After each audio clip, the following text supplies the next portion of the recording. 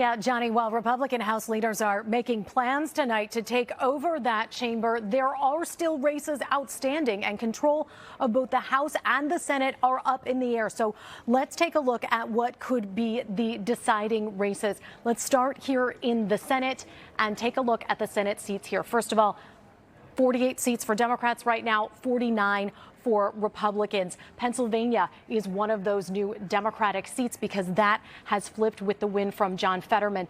But the gray seats right here that you see, Nevada, Arizona, Georgia, those are the ones we are waiting on at this point. Nevada and Arizona because there are still votes that are coming in and being counted, and Georgia because that is going to a runoff. Now, if Republicans pick up either Nevada or Arizona, that means everything will depend on that runoff in Georgia, and that is on December 6th. So we would have to wait a little while longer for that. So let's take a look at where things stand in the House right now. Control of the House right now, that requires 218 seats. And you might look at this and say, oh, well, Republicans have 221. These are projections at this point, and it is a margin of error of 7 seats. So NBC's decision desk has not made a determination, has not made a call yet on control of the House.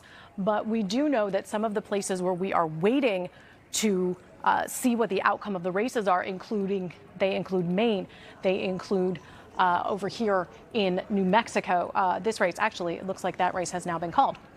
But there are some other races that we are watching, Colorado and California. So that's why control of the House is still up in the air. Now, here in Pennsylvania, there is also something that we're waiting on, and that is control of the state House.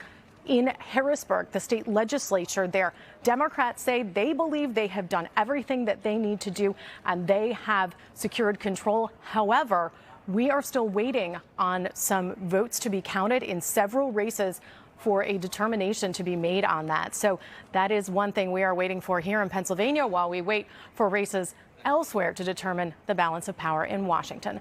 Live in the newsroom, I'm Lauren Mayk, NBC 10 News.